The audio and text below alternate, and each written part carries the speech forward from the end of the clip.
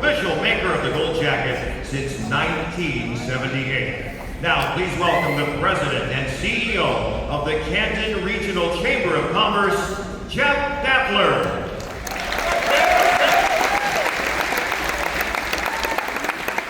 Good evening, and on behalf of the 1,900 members of the Canton Regional Chamber, welcome. Tonight we have the privilege of welcoming 5 extraordinary men into football immortality. Drew Brees, Roger Craig, William Cotterell, Will Kingsbury, and Aaron It is a remarkable class, and we are honored to share this moment with them, their families, and all of you. Canton has welcomed the football world for more than 6 decades. It is a tremendous privilege and a responsibility embraced each year by 2 organizations and people throughout our community. We're proud to present this dinner in partnership with the Pro Football Hall of Fame, and we're grateful for the leadership of Hall President Jim Porter and his outstanding staff.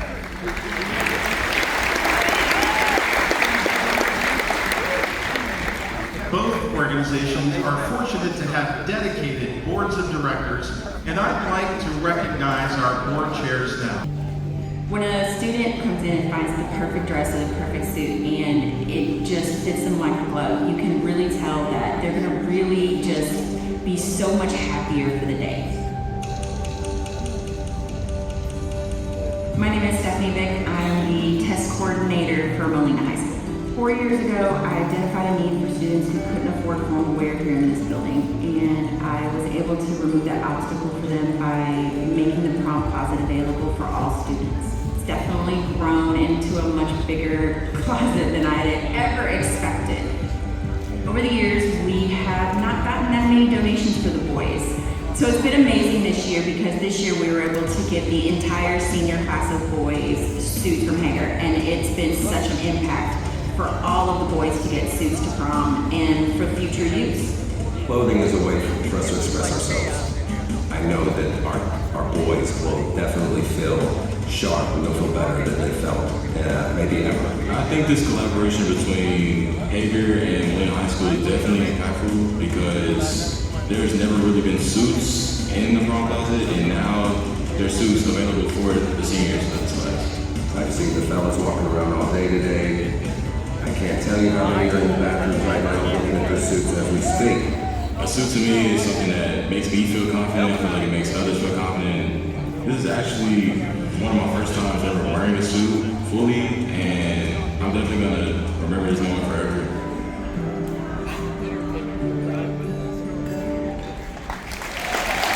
Roster, June 2003, and has hosted the Emmy-nominated NFL Game Day Morning on NFL Network for the last 15 seasons.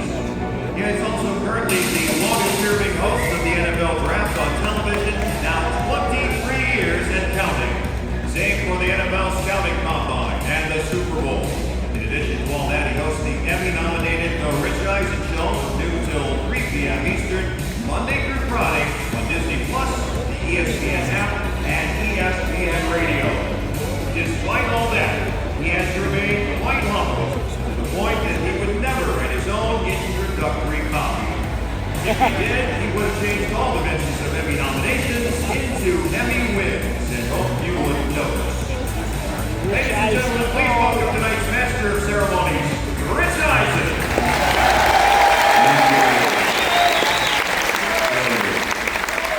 He's gonna make Michigan Ohio State.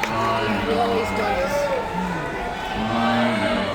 I just love coming here to Canton, Ohio, and be welcomed by people who prove they can spell 4-letter words.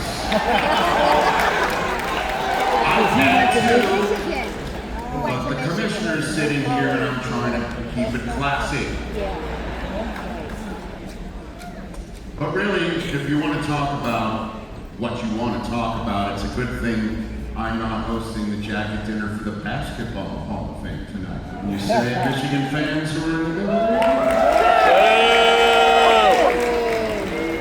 Are you saying Luke already? Because I heard that before.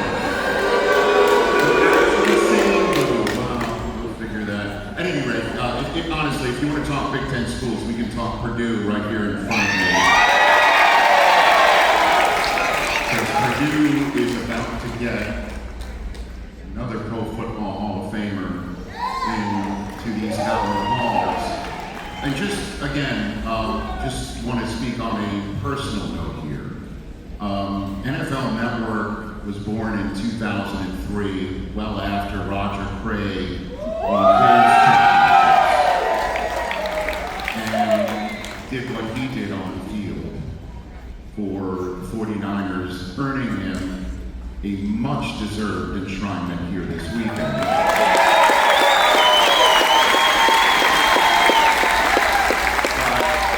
The first Super Bowl NFL Network ever covered was a Super Bowl that finished with a game-winning field goal by Adam Vinatieri.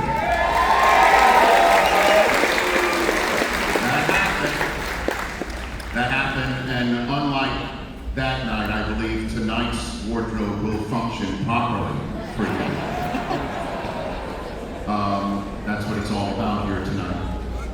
And that night, a few years later, we covered another Super Bowl in Florida, and I remember the Benson family getting on the field that night with their umbrellas and about what seemed like 90,000 people following them, celebrating a championship won by two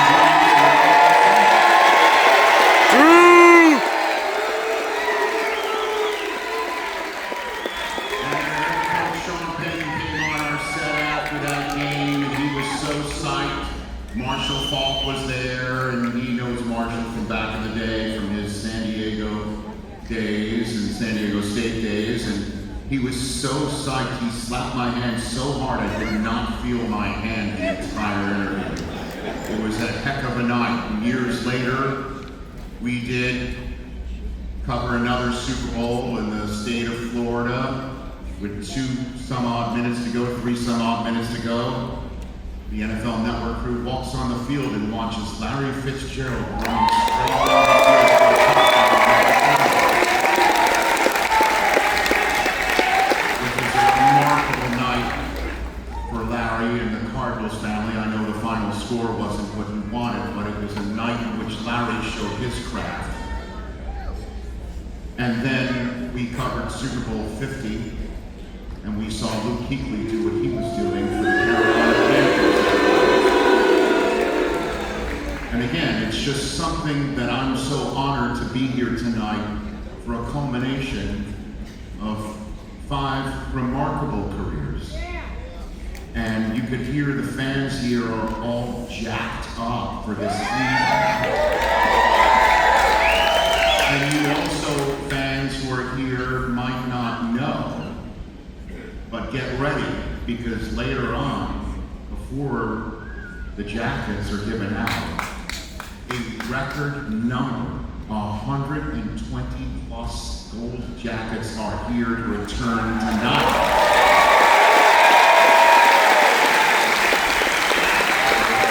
We saw the Hall of Fame being won with no time left on the clock last night to signify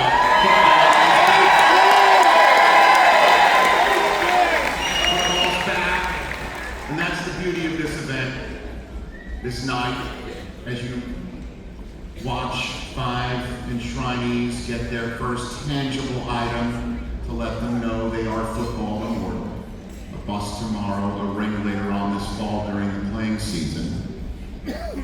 And all of us here to celebrate with this superb football town and county of Stark County, Ohio, Canton, Akron area, filled with thousands of volunteers who work tirelessly to make sure a night like tonight, in a weekend like tonight, go off without a hitch. And I'd love to give one more round of applause for those volunteers.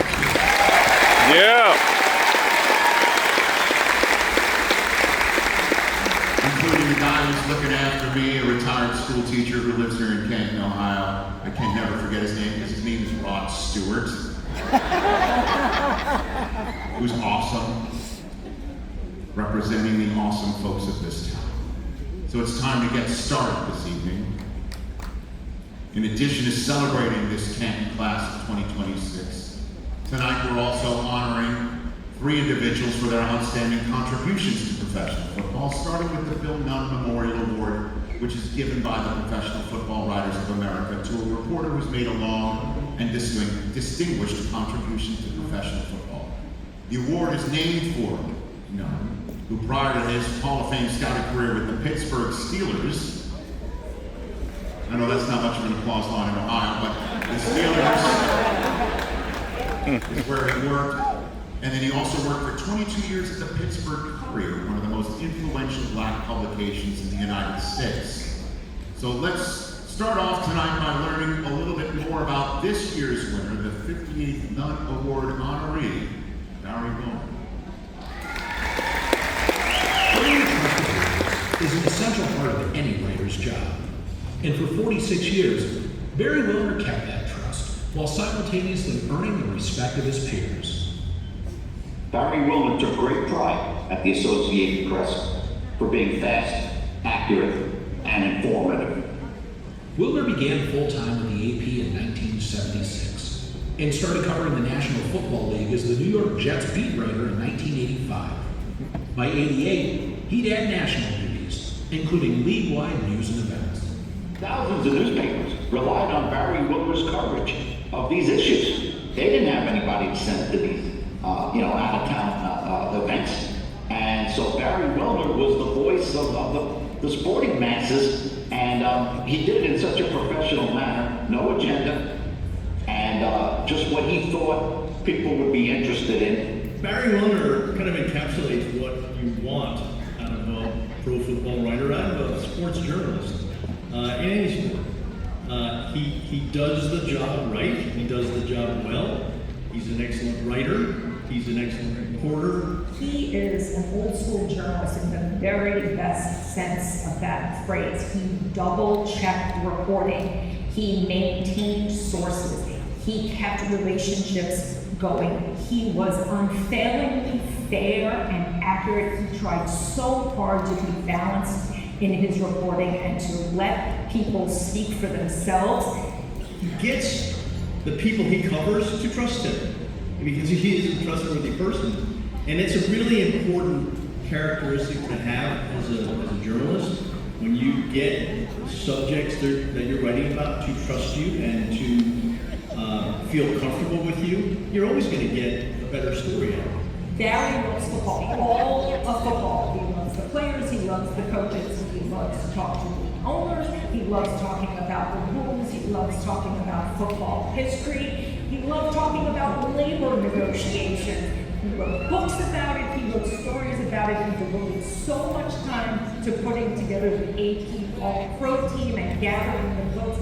He loved everything that went into the NFL. I mean, that is what this award is all about, is contribution to professional football. And Barry's contributions are such that the way he writes stories, what he chooses to write, to amplify, what he explains in his stories, benefits the reader, the fan.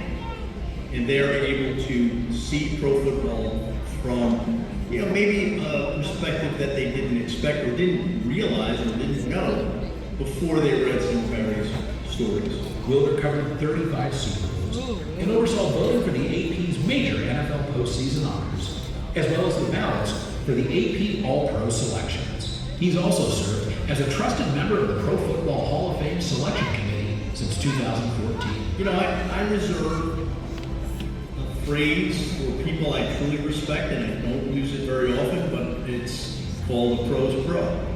And to me, Barry Wilner is quintessential pro's pro.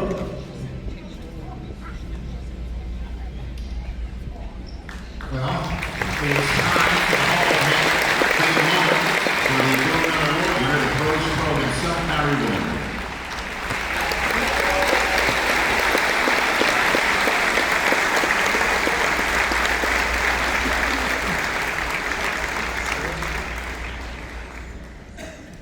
Give out some jackets.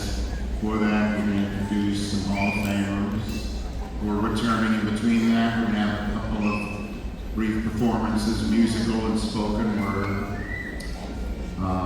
You here tonight will have a chance to win something for yourself, a very nice prize to be given out. It will involve the booklets that are in front of you, page 3. At one point we'll ask you to page 3. Don't worry, I'll help you out for those who went to Ohio State. That's between 2 and 4.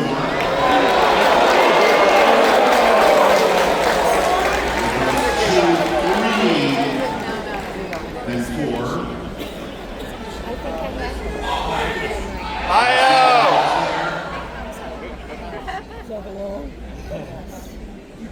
But, for the moment,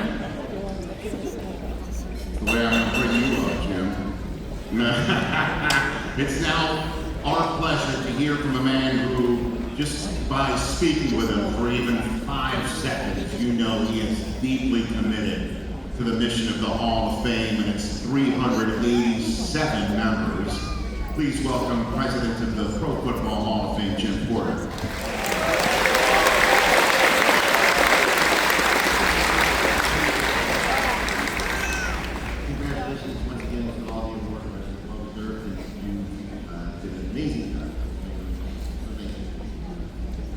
You know, this week has been an incredible week, and I've heard people say how the Hall has made progress over the last couple of years. Progress that we were very proud of, but not possible without the contributions of many. And I want to start with my beautiful wife, Sarah, and my girls, Kate and Bailey, and Len Raven. This job is a huge honor to have, but it comes with huge responsibilities and incredibly busy schedules. It has become my whole family's job, embraced by each of you. I appreciate the sacrifices you have all made, and I love you all.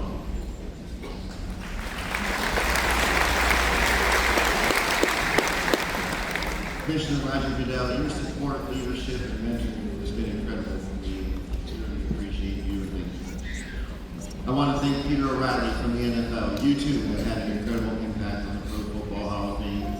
And please, do not take your contributions lightly. We certainly do not. Thank you, Peter. Tracy Crowley, I'm not going to forget you either. Thank you for all you do for the Hall of Famers, and the legends of this great league.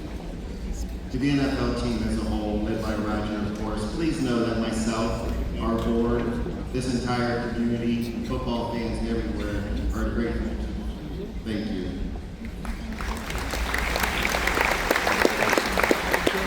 Under the leadership of our recent past chairs, Randy Hunt, Dennis Nash, and Ed Roth, and our current chairman, Frank Monaco, our board has been tremendously supportive and actively involved as we have grown over the past several years. It's an honor to be named to the Pro Football Hall of Fame board, but with that honor comes huge responsibility, something none of you have ever taken lightly, and our success is because of your support, and we thank each of you very much.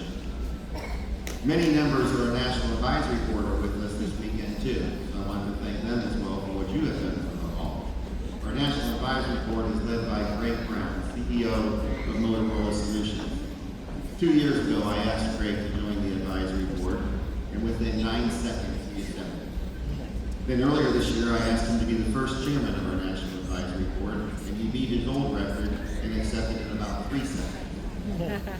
I asked him why one of the most successful businessmen in the world, the 2026 National CEO of the Year, the man who has transformed Motorola into one of the largest, most successful companies in the entire world, and certainly one of the busiest individuals on earth.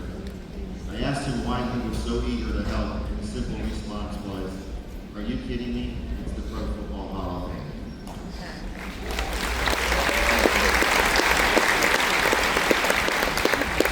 That is the kind of respect that the Hall gets throughout this role. And why do we get that respect? Well, that's the easy answer. It's because of after tonight, 387 members of the Pro Football Hall of Fame who wear gold jackets. And with us here tonight to celebrate, we have the record number of 120 returning Hall of Famers, the 5 that are going in, which makes 125 Hall of Famers here tonight.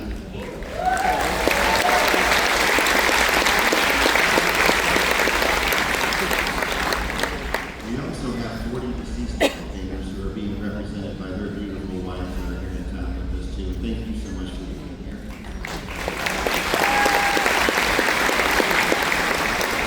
And another 25 Hall of Famers who are being represented by other family members. In total, we have represented representation, which is another record of 185 of the 387 Pro Football Hall of Fame.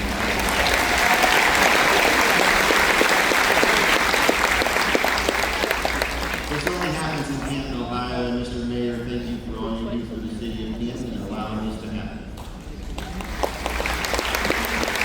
So thank you to the staff of the Canton Regional Chamber led by Jeff Daffler.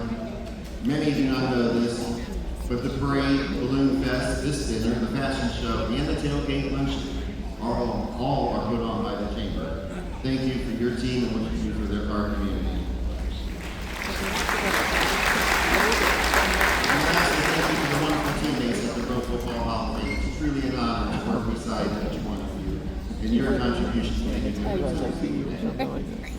I will end with a quick story I told last year when I first got this job.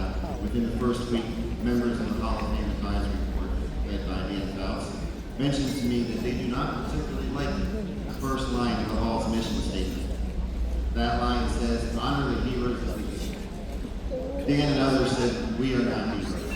Heroes heal us, they teach us, they keep us safe around the world and in our communities." So we changed that first line to honor the greatest of the game. We did that to honor the true American heroes, but it does not seem enough. So last year we asked those true heroes here in attendance, as defined by the Hall of Famers themselves, to please stand to be recognized, and we will continue that new tradition tonight. Would the following individuals please stand and remain standing until we are through and can appropriately thank you as a group. If you are a teacher or a coach, please stand. If you are a veteran, please stand. That's us.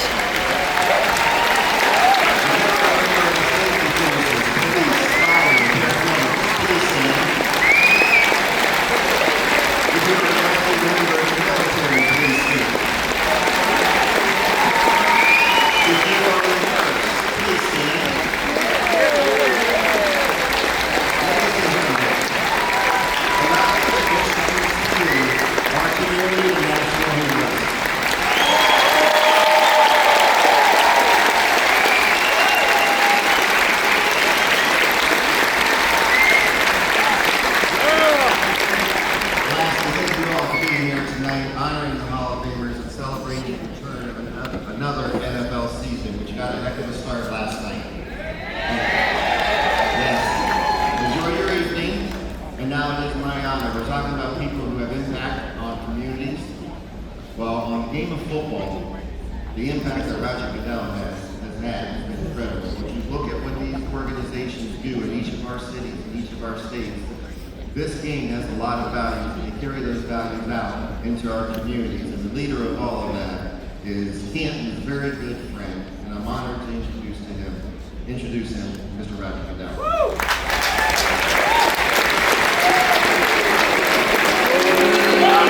Boo!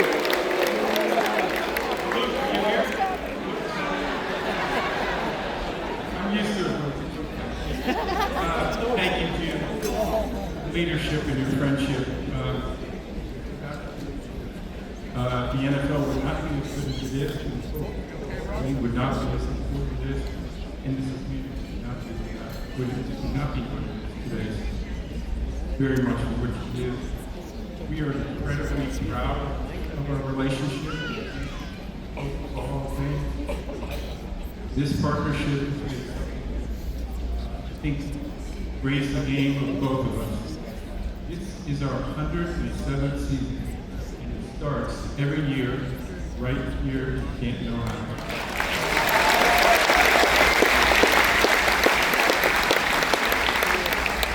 And the weekend wouldn't be possible without the Hall of Fame community, the workers, the volunteers, the city of Canton, and the entire region come together like no one else to celebrate the best of the best.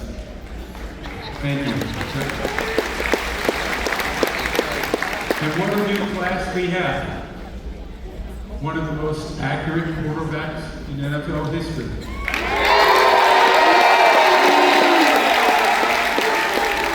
The defensive back from Bill Walsh's revolutionary West Coast offense. All-world receiver and an even better human being. The youngest in our age is upstairs.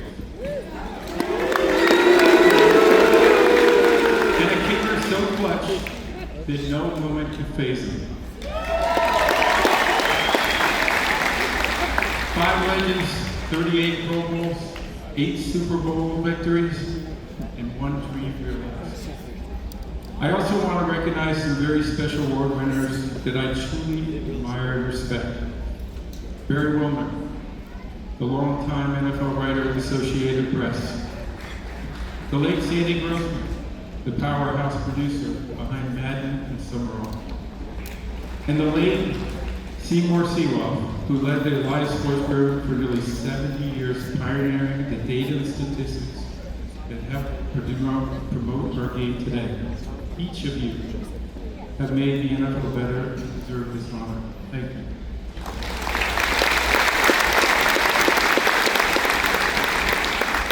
So what makes a Hall of Famer? Larry Fitzgerald, Dad, the namesake, who we lost in June, once put it this way.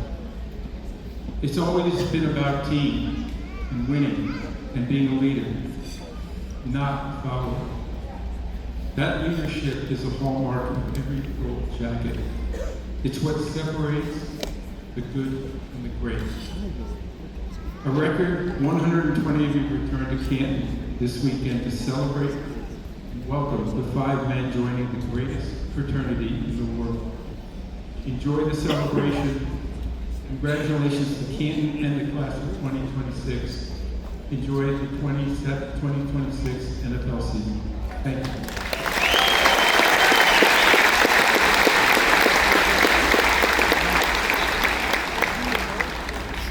Okay, many of you don't see what I'm seeing, which is a bunch of Gold Jackets just jammed in that tunnel. We're going to bring them out shortly, but before we do, let's all take a moment and pay tribute to the NFL legends who have left us this year, including 4 Hall of Famers.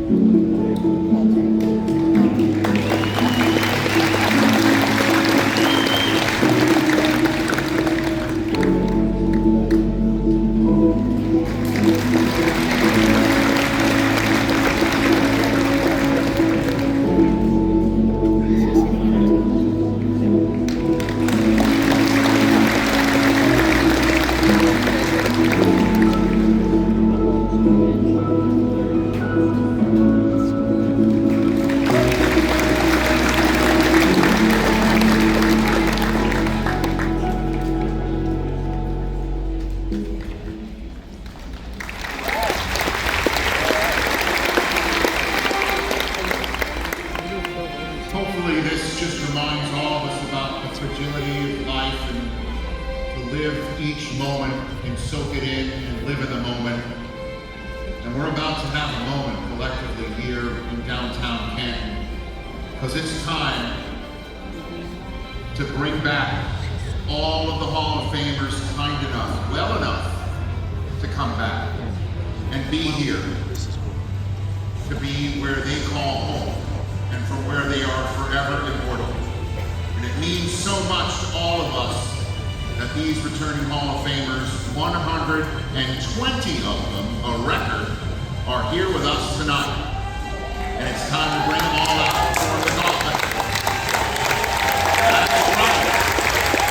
And one of those greats introducing his fellow Hall of Famers tonight as they form the gauntlet this evening, please welcome, ladies and gentlemen, from the Pro Football Hall of Fame class of 1993, Dan Fouts.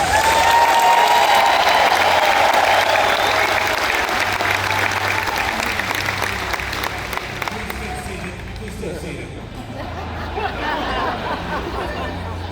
This is a great honor to be able to stand on the stage and bring out my brethren. It's an honor to be in Canton, OH. And it's even more fun to introduce the class of 2026 to the greatest football players of all time. And finally, Rich, there's a guy back here that said, let's get this party started, and he happens to be one of the great Buckeyes of all time. All he did was catch passes and catch touchdown passes. Chris Carter!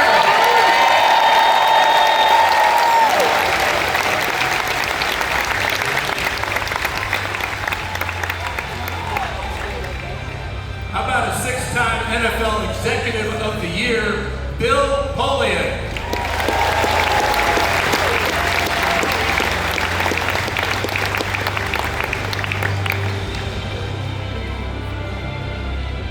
And don't we love the Rams?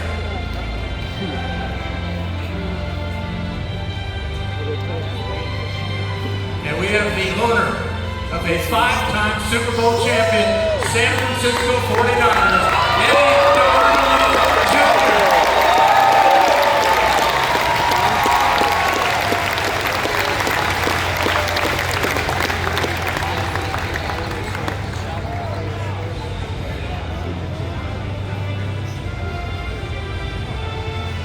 Well, he couldn't have done it without the next guy. Three-time Super Bowl champion, quarterback Joe!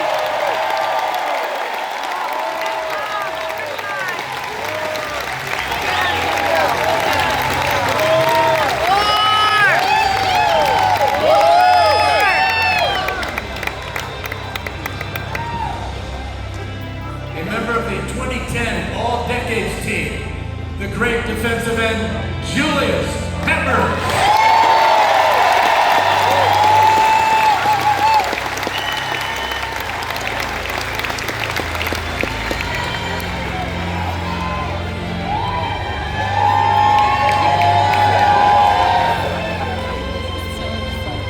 And a member of the 2000 All-Decade team, offensive lineman Steve Hutchinson.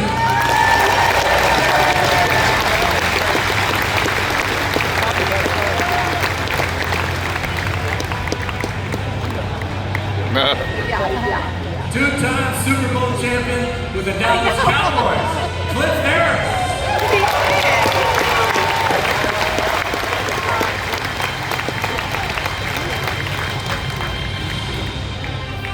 Yeah, there we go.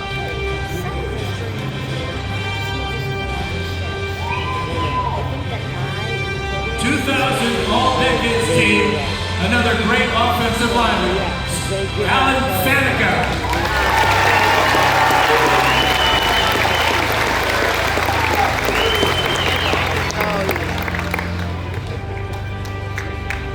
How about a head coach of the Super Bowl champion Pittsburgh Steelers, Bill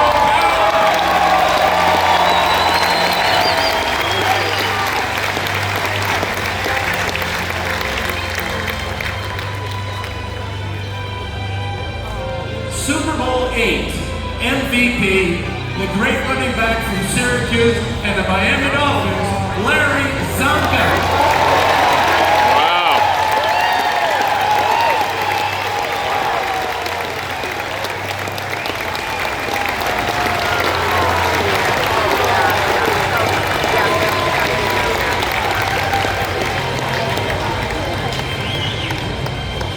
How about his teammate, the great wide receiver, number 42, Paul Warfield.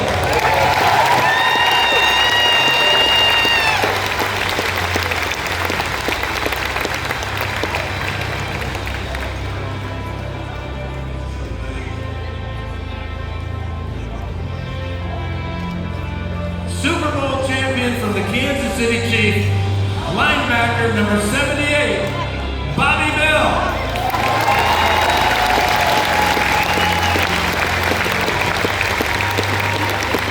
He was inducted to the Hall of Fame 43 years ago, and he's been here every year. Wow.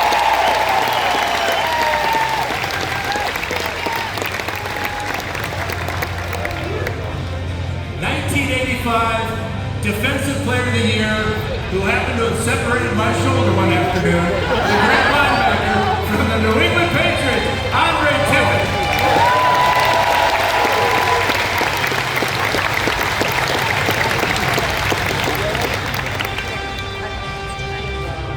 We've got the first pure place kicker to enter the Hall of Fame from the Kansas City Chiefs, the Minnesota Vikings, and everywhere else.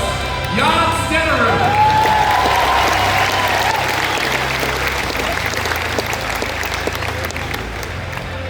And a member of the Buffalo Bills Electric Company, blocking for the Juice, lineman Joe DeLavalliere.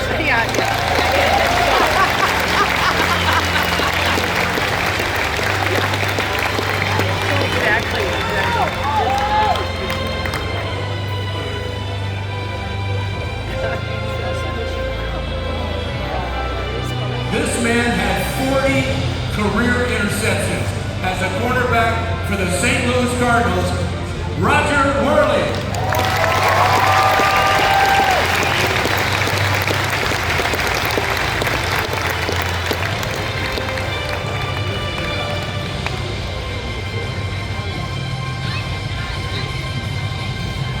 This man was an all-decade team from the 80s and the 90s.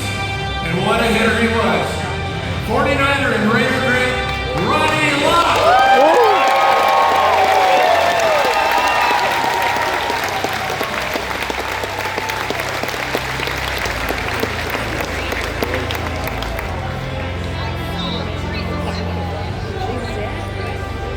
And Super Bowl winning running back from the University of Pittsburgh, number 33 in the Dallas Cowboys. All right, Tony.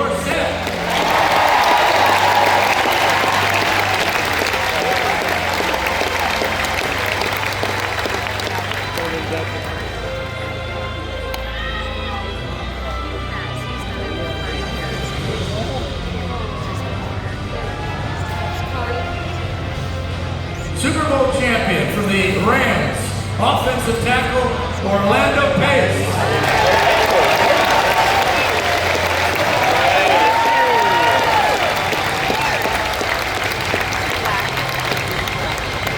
Hey, Orlando, not a lot of Wolverines here, huh? No, not this year.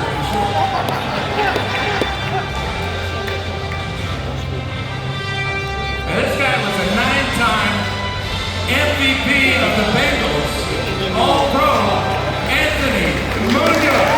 Yeah!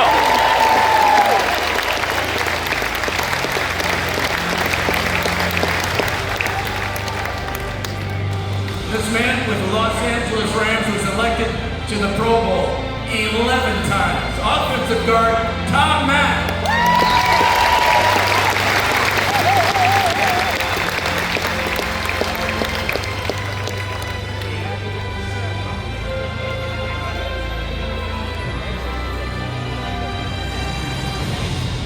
How about a member of the Steel Curtain? Defensive back, safety, Donnie Shell from the Steelers.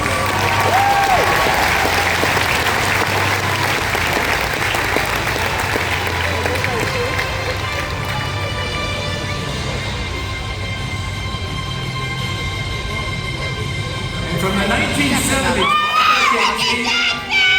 the great wide receiver for the Eagles, Harold Carmichael.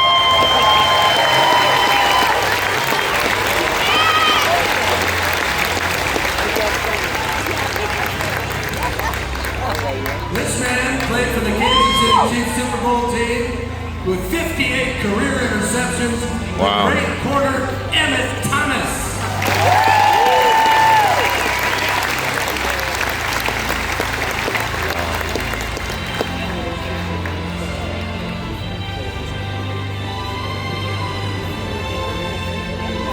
How about a 6-time All-Pro center for the Pittsburgh Steelers, Dermontti Dawson.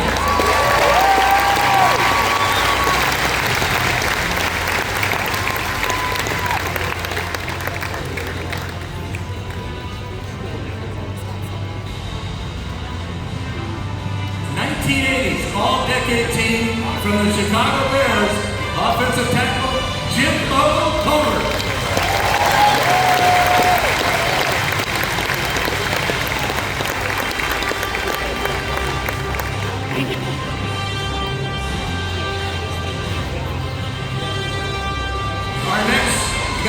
of those kickers.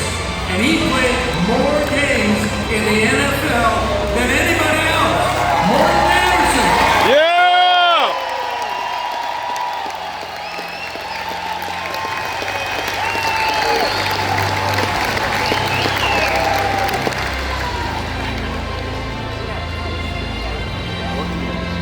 3-time AFC Offensive Lineman of the Year, my classmate from 1993, the great guard for the Dolphins, Larry Little.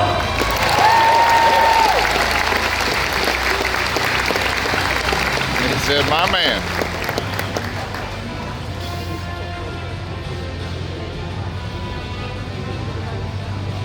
I played against this guy in high school, I played against him in college, and with the pros, the great wide receiver for the Steelers, Lynn Swann. Wow.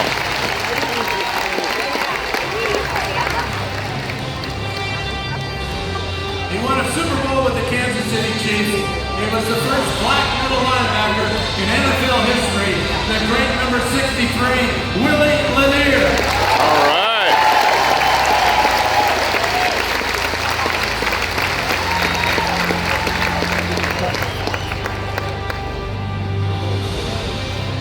From the St. Louis Rams, that greatest show on turf, wide receiver, Isaac Bruce. Bruce.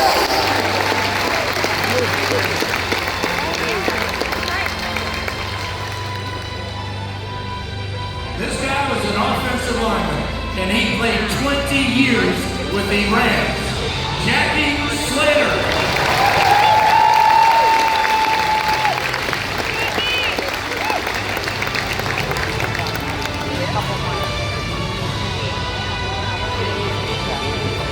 How about this one? This man was the first offensive lineman picked #1 in the history of the NFL from the Vikings and USC, Ron Yerry.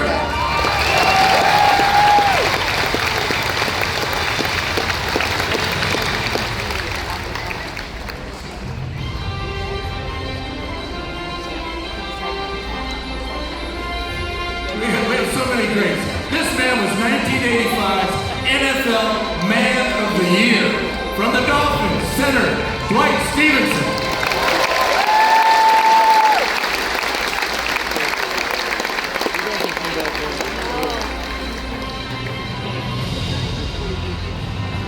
Now this guy was MVP of Super Bowl 17, the running back for the John Washington Riggins. Redskins that afternoon.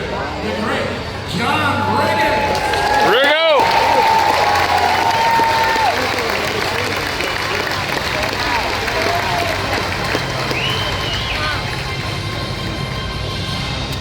He wanted to know which way to go. I'm going to tell him which way to go.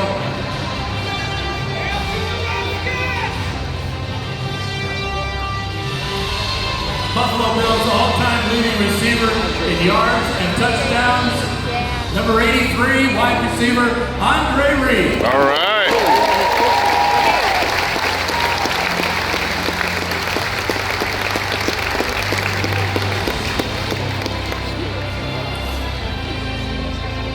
Another Super Bowl champion for the Oakland Raiders. Number 87, the great tight end, Dave Casper.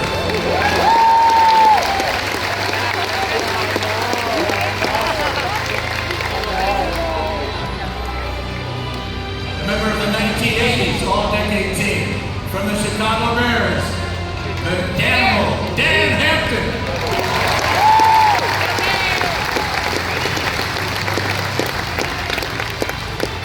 The Bears. This wide receiver set records for the Raiders in 4 categories. The great receiver from Notre Dame, Tim Brown.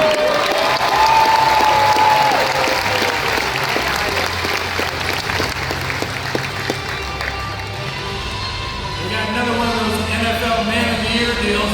Great wide receiver from the Seattle Seahawks, Steve Largent.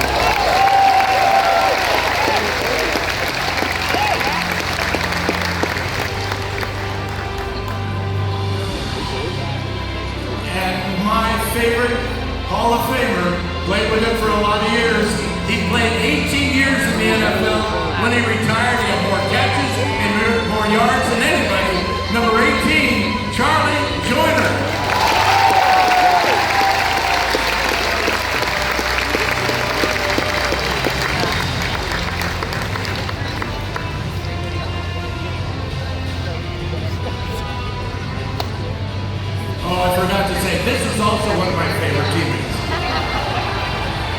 member of the...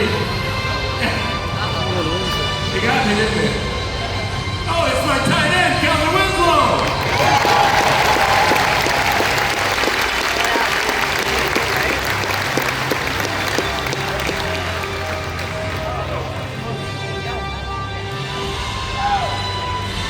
Member of the Jared Allen. last year's class of 2025, the great sacker, Jared Allen.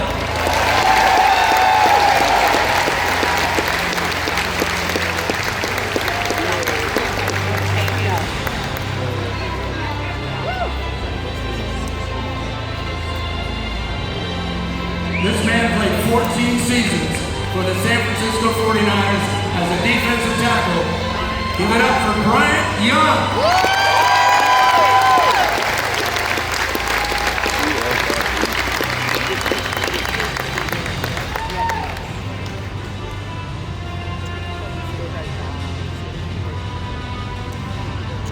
Tampa Bay Buccaneer and Super Bowl champion, safety number 47, John Lynch.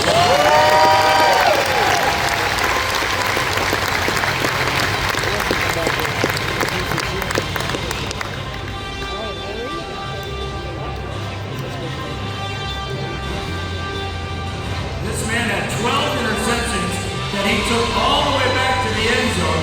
The great defensive back, Rod Woodson.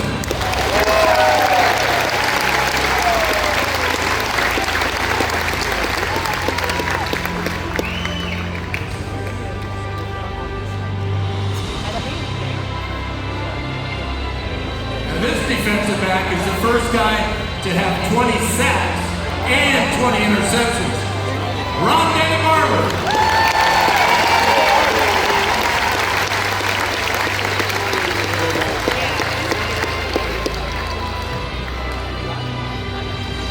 And how about going to the Pro Bowl 14 consecutive years?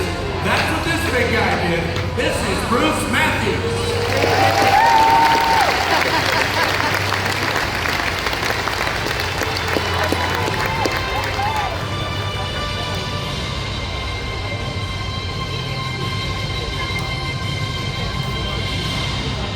This man led the Bills to 4 consecutive Super Bowl appearances, and he's a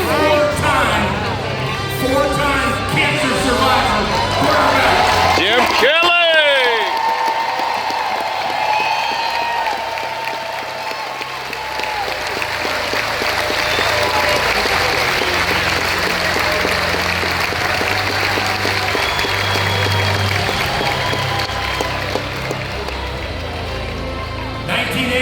All-decade team, offensive guard, Mike Munchak.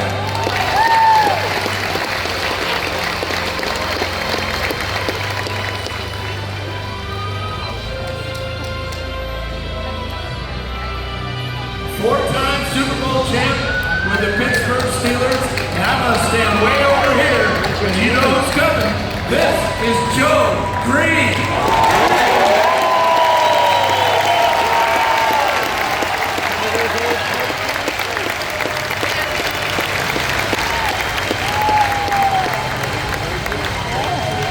You know, we call this the Joe Green ramp, don't you? As you invented the ramp, and everybody thanks you.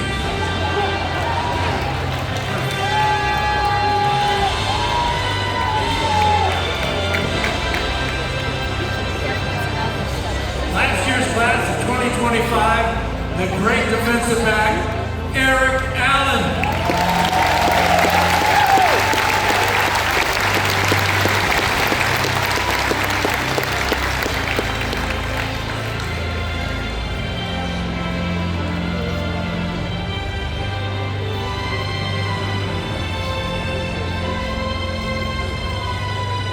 This man was a 12-time Pro Bowl offensive lineman from the Minnesota Vikings, Randall McDaniel.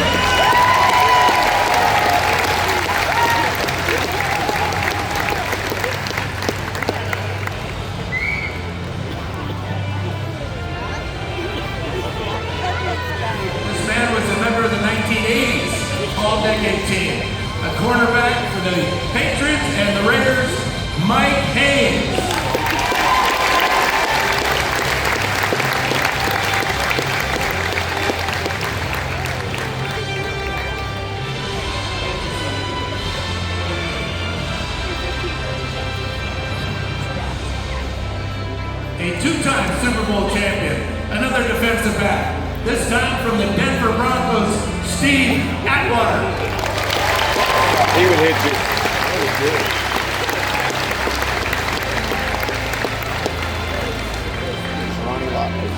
I know. He's a big hitter. This man played 11 seasons for the old San Diego Chargers and did not have one holding penalty apparently. And he's a heck of a lawyer. Ron Mix!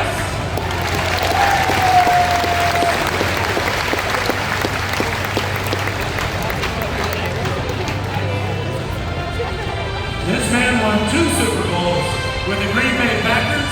Number 89, linebacker, Dave Robinson.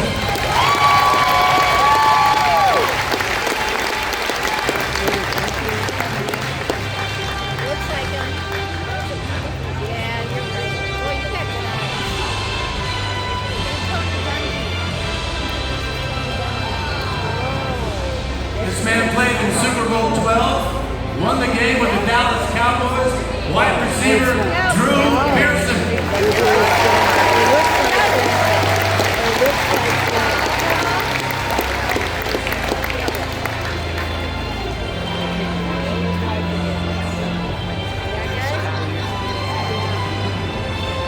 All this man did was lead the league in tackles twice.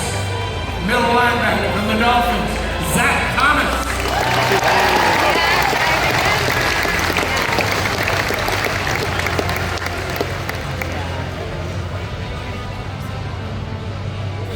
One of the all-time great quarterbacks for 17 seasons in the NFL. We don't even count the CFL, but I do. Warren Moon.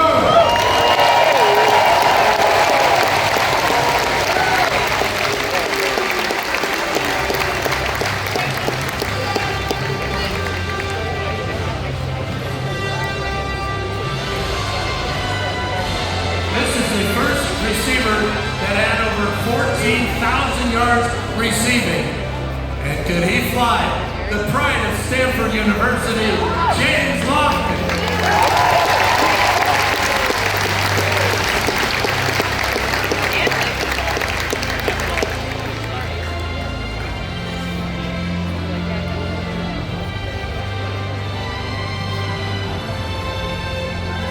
Now you guys all know this guy. He played for, I think, 35 seasons for the Browns.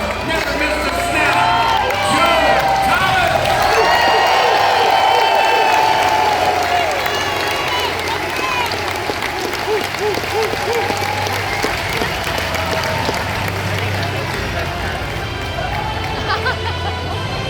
What hat he have on? Remember the 2000s All-Decade team? The great center, Kevin Mawai.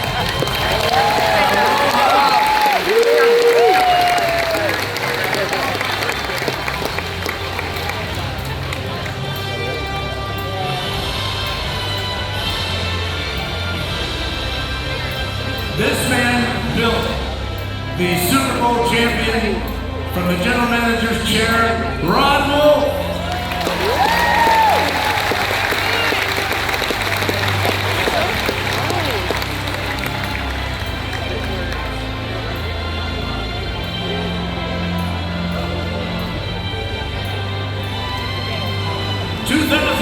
Walter Payton Man of the Year Award winner, the great tackle from the Chiefs, Will Shields.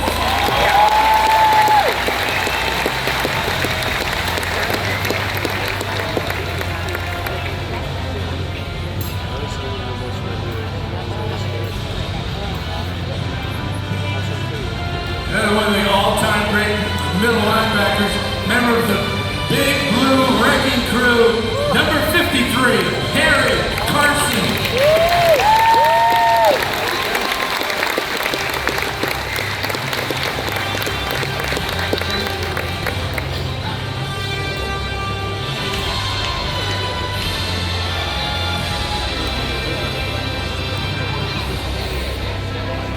Boy, we got middle linebackers coming out our ears, don't we?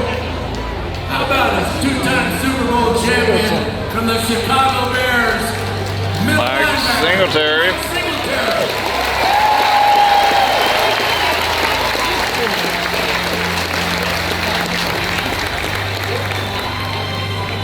Go Bears. How about 1995 Rookie of the Year in the NFL? Running back, Curtis Martin.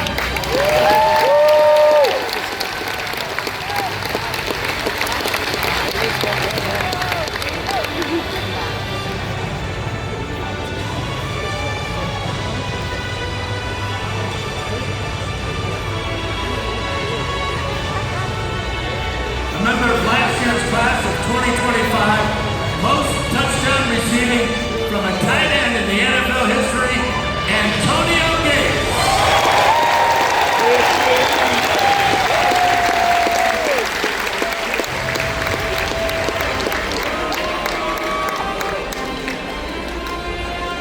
How about a Super Bowl champion running back?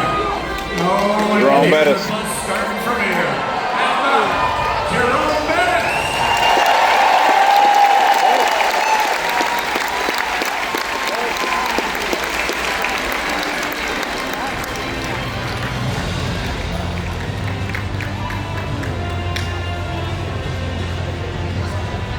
A three-time All-Pro selection from the Raiders, number 75, and the star of Fox Television, Howie Long.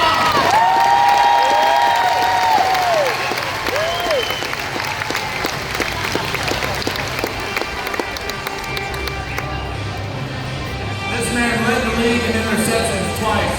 Another great defensive back. This is Ty Law.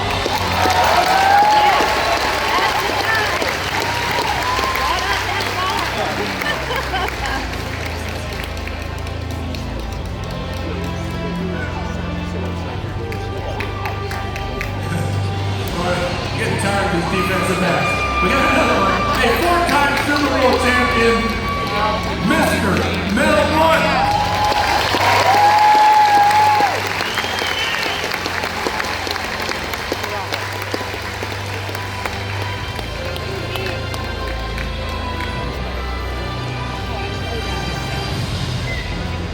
A three-time Super Bowl champion with the Patriots, Richard Seymour.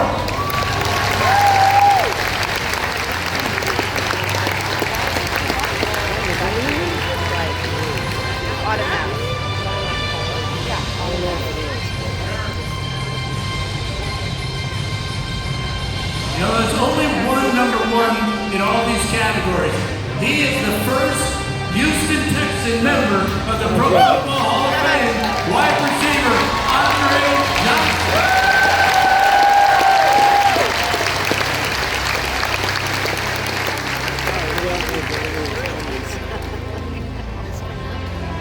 And another number one. This guy is the first returning specialist in NFL history to be in the NFL Hall of Fame, Devin Hester.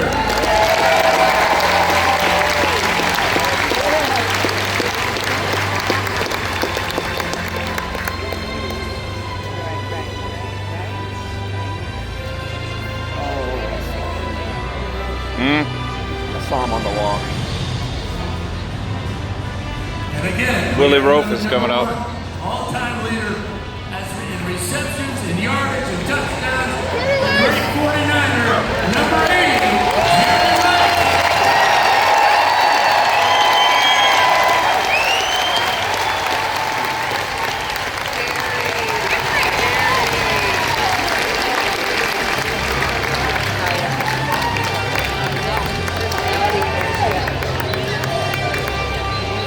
How about an 11-time Pro Bowler from the Saints and the Chiefs? This is Willie!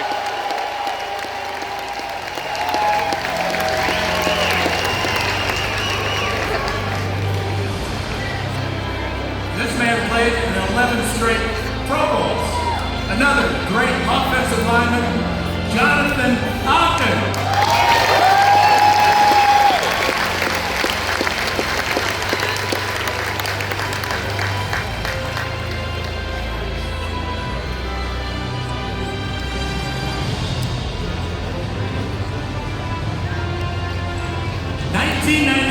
NFL MVP from the Buffalo Bills, the running back, Thurman Thomas.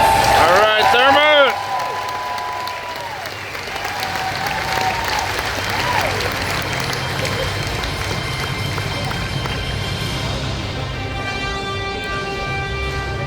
This man is a member of the 2010 All-Decades team, wide receiver from the Lions, with a great nickname of Megatron.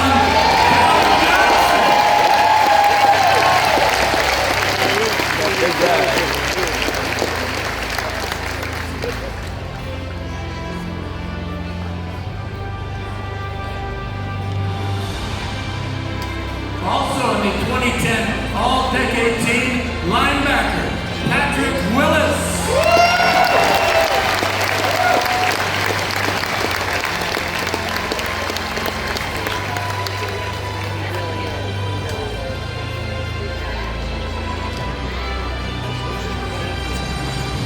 Super Bowl winning coach for the Indianapolis Colts. Not Baltimore. Tony Duncan.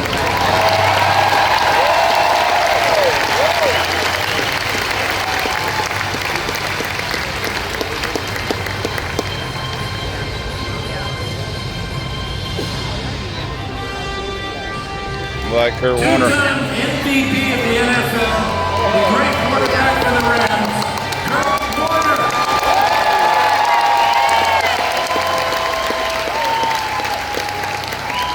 And Arizona. There's Steve Young. How about another two-time NFL MVP and another quarterback? How about Steve Young?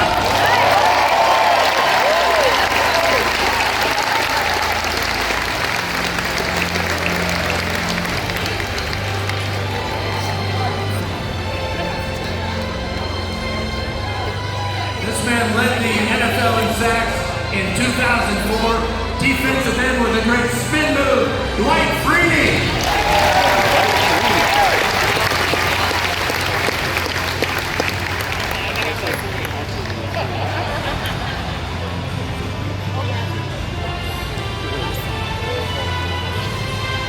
Ricky Jackson. 1999's NFL Defensive Player of the Year, the one and only Warren Sapp. Oh, Warren Sapp.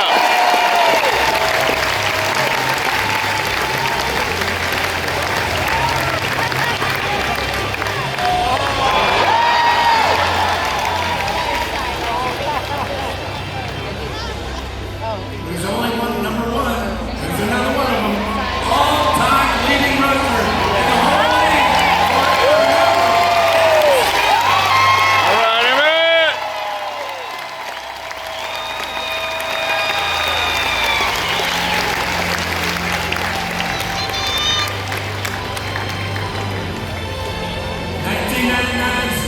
NFL Rookie of the Year, Edgerrin James.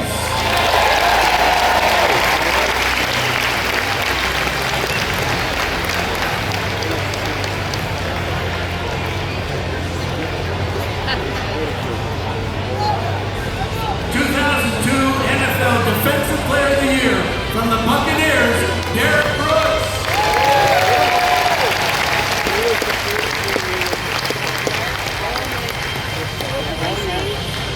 Raiders Super Bowl MVP from the Raiders, number 32, Marcus Allen.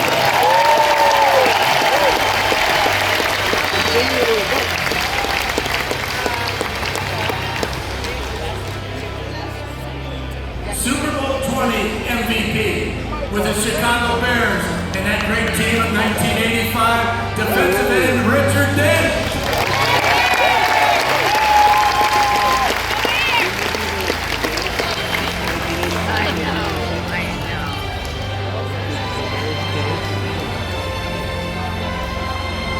How about playing 20 years in the league as a cornerback?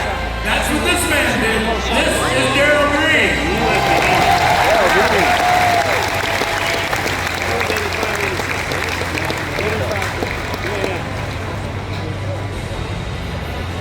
This man was 1975 Rookie of the Year in the NFL, linebacker Robert Brazile.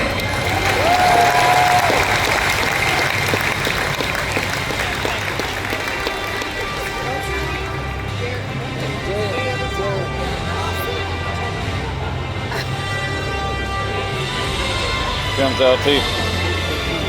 This man was a three-time Defensive Player of the Year, and he goes by a couple of initials, LT.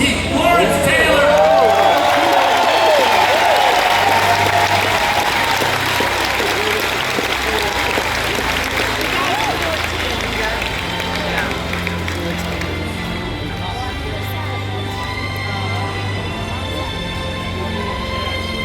This man was a member of the New Orleans Saints Dome Patrol.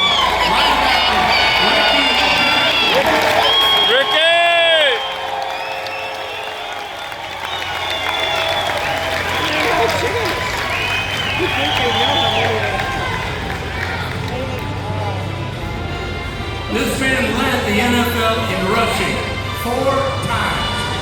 The great running back, number 28, Eric Dickerson.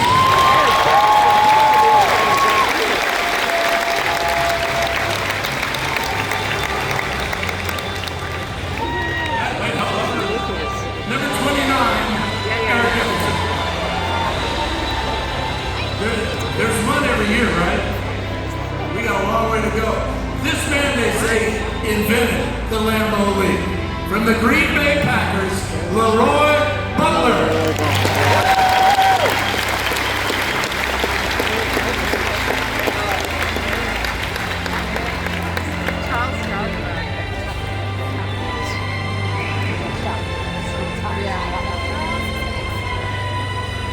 This man is the first guy to win 5 Super Bowls in NFL history. The great Charles Haley.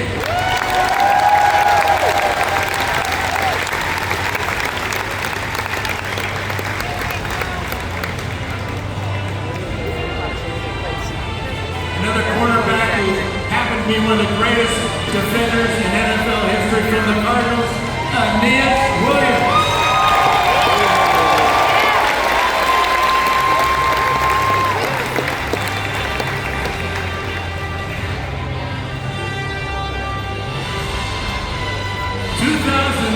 NFL MVP with the Rams, and his number was number 28.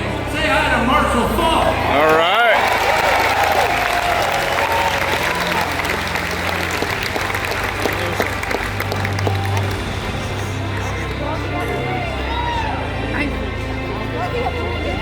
Three-time Super Bowl champion with the Dallas Cowboys, the playmaker, wide receiver, Michael.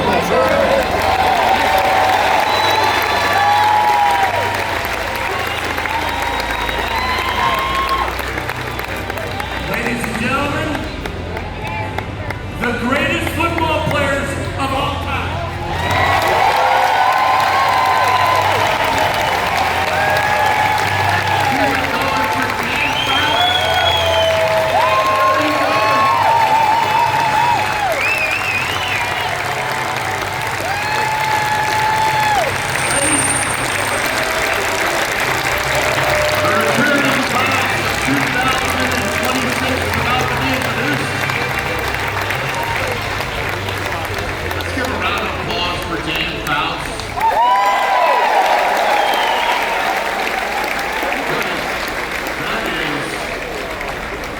Incredible. Dan, take your seat amongst the gauntlet. Where are you going? He runs an out route as soon as he's done. We're moments away from seeing one of the greatest moments in sports when the class of 26 receives their first icon of being a pro football member of the Hall of Fame, the gold jacket. Jacket's going to be followed tomorrow by the unveiling of their bust at the enshrinement ceremony, hosted by Chris Berman's here tonight. Boomer's going to have you in his hands tomorrow. And later this fall, they'll get their Kay Jewelers Hall of Fame Ring of Excellence. But first, we have a special guest joining us here tonight. Very close to giving out these jackets. But please welcome Academy of Country Music nominated artist, songwriter, New York Times, and acclaimed film to TV actor, J.T. Hodges, who's performing the song he wrote for the Pro Football Hall of Fame and all of its 387 members. It's called Canton is Calling. Ladies and gentlemen, please welcome back to the jacket ceremony, J.T. Hodges.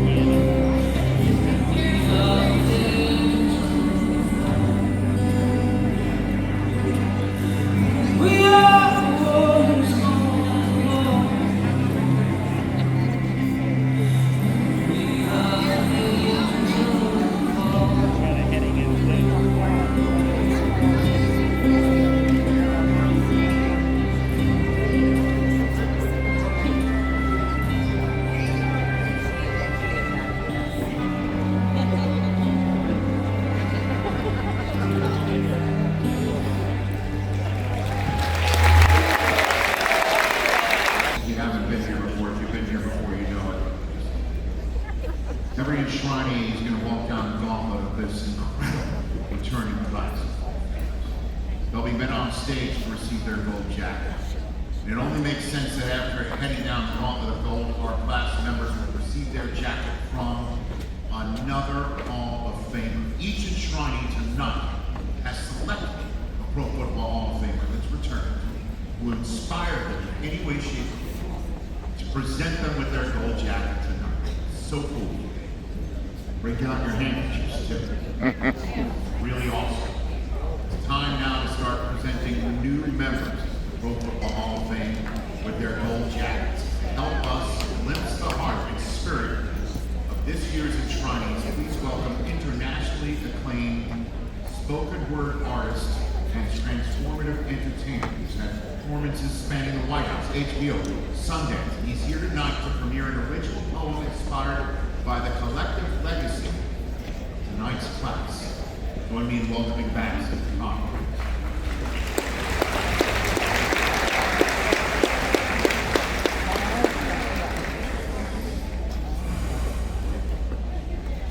We love our counting stats, don't we?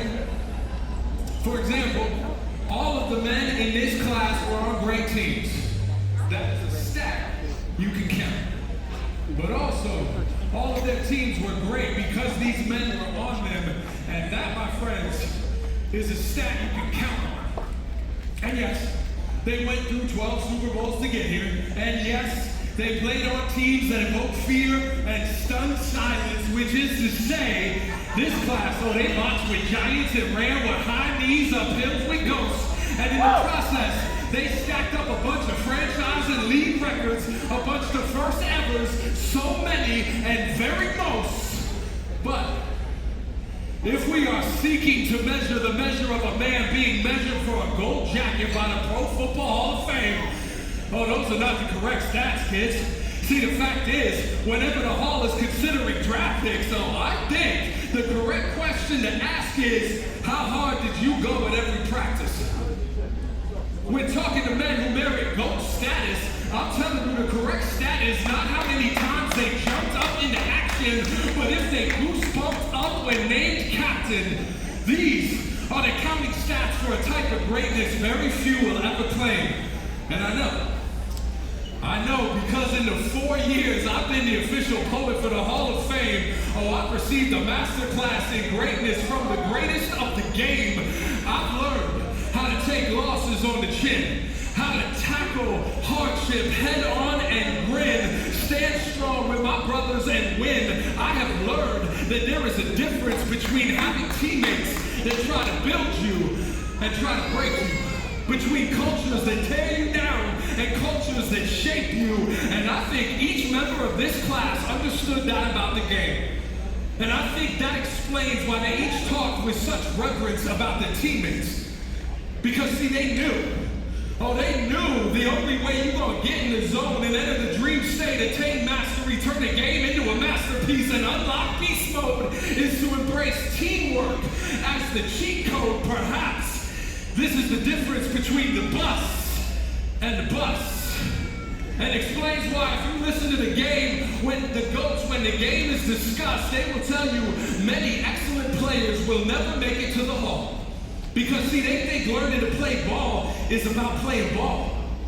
But they're confused. See, playing ball is about the learning, which is why we grow when we win and we grow more when we lose. And inside, the learning is where we become strong, become better, and grow as men. That's why, if we get it wrong, see, we stand up, ask questions, learn lessons, and go again. And the ones who get up with you, who get lifted when they lift you, oh, they are the ones you want to play with, because see, they want to learn how to focus our fire together and collectively burn. This is why Luke Kuechly got so angry in Pop Warner. This is what Adam, yes, taught in the gym and learned up in his classes. This is what Roger, Drew, and Larry showed when they showed up and showed out in every practice. The varying techniques and tactics and approaches taught to them by their fathers and their coaches, what all of them discovered from their teammates and their brothers, what they were shown by their wives and their mothers, the wisdom whispered by the bus, the root of what was taught and discussed in every hot tub, locker room, and team bus. This is about us. Not dudes on the team, but teammates.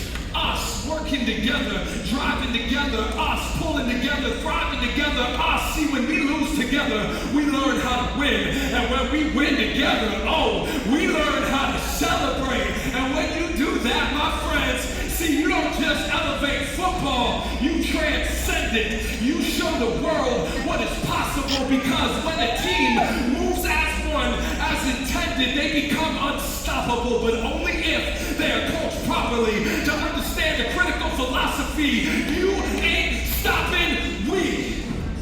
See, this is the locker room talk that they don't talk enough about. This is the Hall of Fame philosophy as taught to me by the newest rookies to join the greatest team to ever play the game. The bus room tonight, it's gonna be a classic. Men of the 2026 draft class, it's time to come get your gold jackets. No matter how unreal it may seem, all of life is practice. Welcome to the team.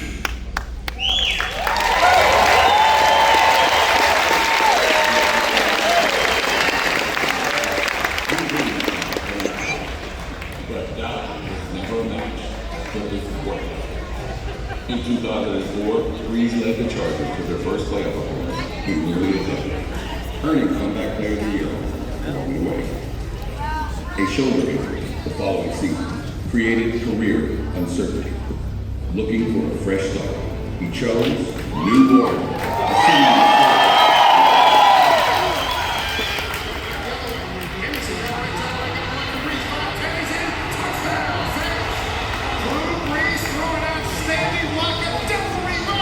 Breeze was named the 2006 Walter Payton Man of the Year as he and the Saints gave New Orleans reason to believe. In 2009, Breeze led the Saints to their first Super Bowl title.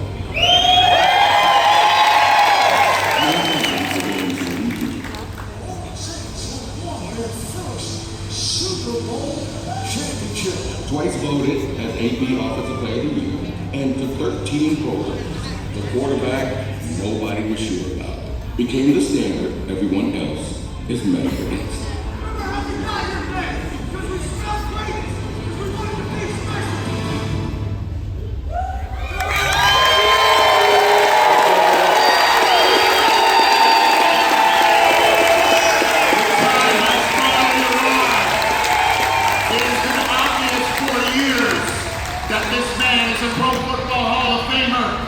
Ladies and gentlemen, please welcome to the Pro Football Hall of Fame, Drew Brees.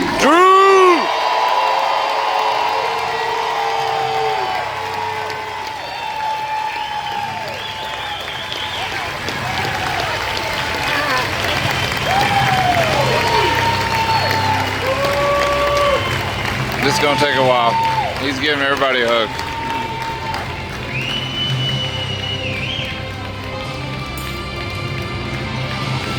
Keep it going for the man second in career passing yards and passing touchdowns.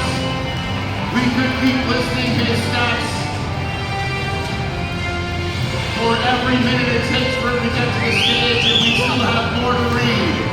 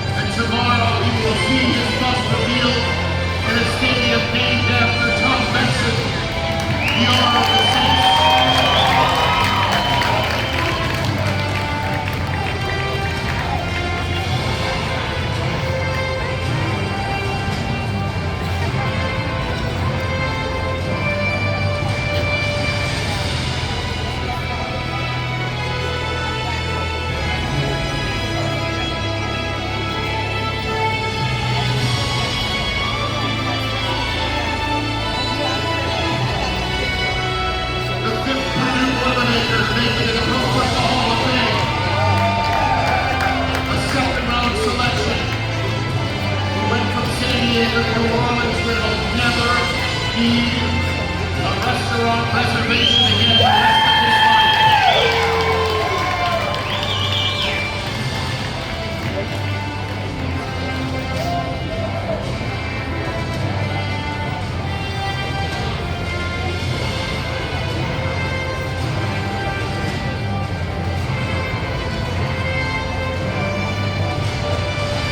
The president of the Hall of Fame, Jim Porter, and the commissioner of the National Football League, Roger Goodell, are waiting at the stage. As Drew Brees is hugging out with the gauntlet. And the last moment reserved for the man who's going to step on the stage and present him with that jacket. You may have heard of him before. His name is Joe Montana. Wow.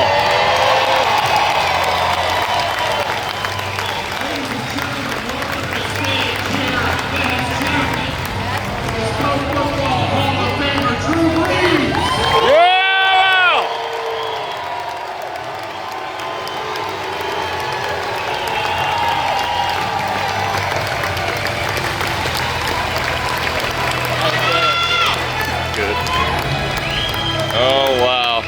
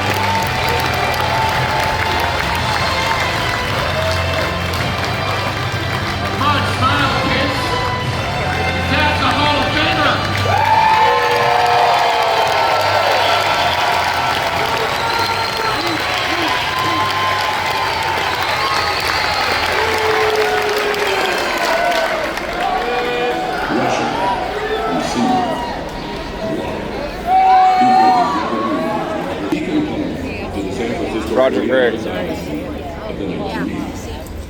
Craig's versatility gave Bill Walsh's West Coast offense options not seen before. 1,000 yards rushing and 1,000 yards receiving in one season. Nobody had done it before. And only two others have done it since Craig accomplished it in 1985. In Super Bowl 19, he set a new game record with 3 touchdowns.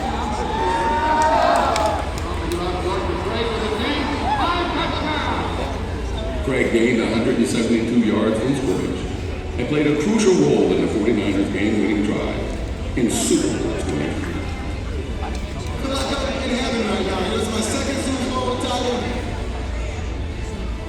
A 3-time Super Bowl champion, 4-time Pro Bowler, and a member of the NFL's All-Decade Team of the 1980s. It did not matter where he lined up or what he was labeled. Today, we call Roger Craig a Hall of Famer.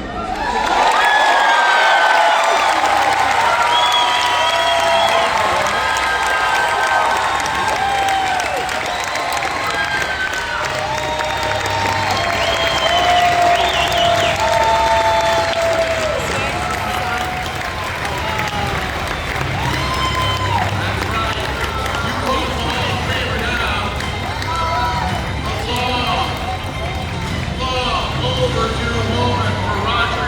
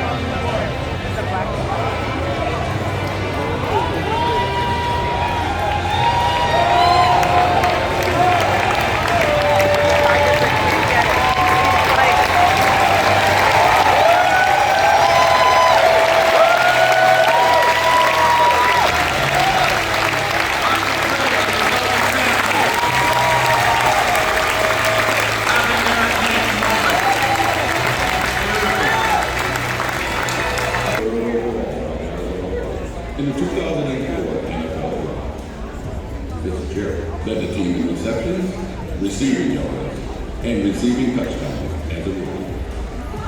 The next season, Fitzgerald led the league with 103 receptions, earning his first Pro Bowl selection.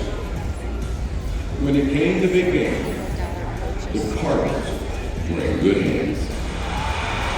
On a free throw, Warner wants to throw.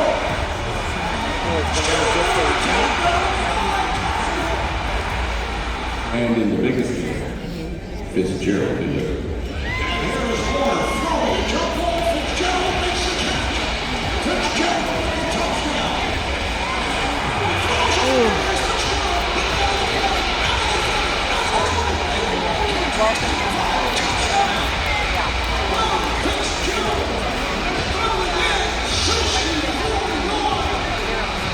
The co-recipient of the 2016 Walter Payton Man of the Year, an 11-time Pro Bowl, and a member of the NFL 100 all-time team. These accolades aren't myth. These are the facts of Larry Fitzgerald.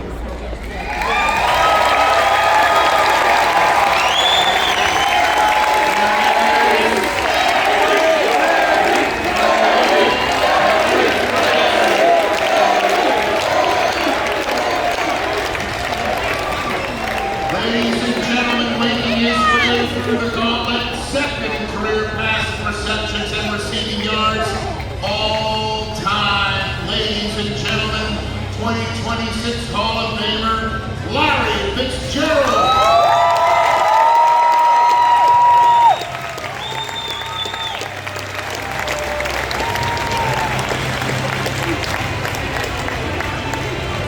The third member of the five player and class of 2026 to get his jacket tonight.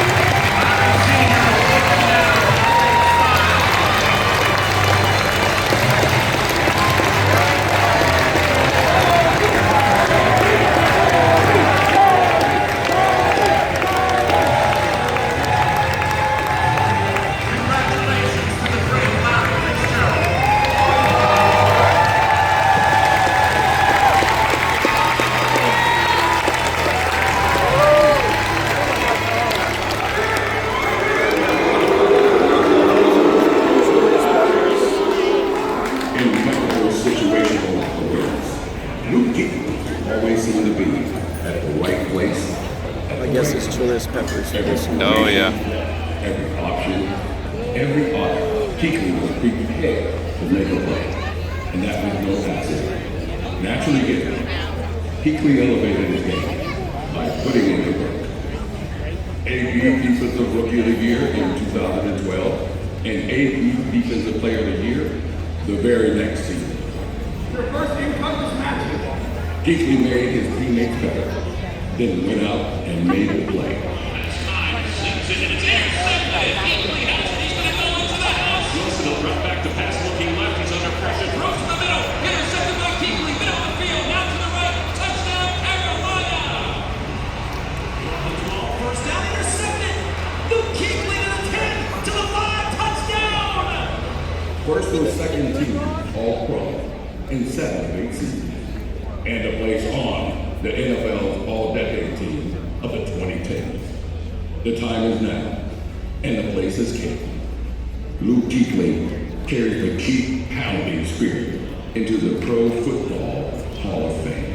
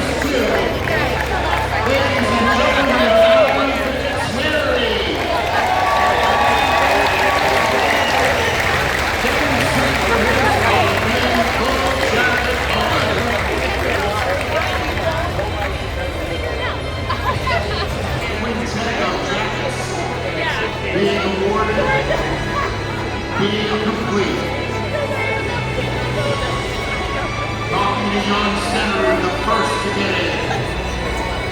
As your kicker, the latest is about to set to the stage.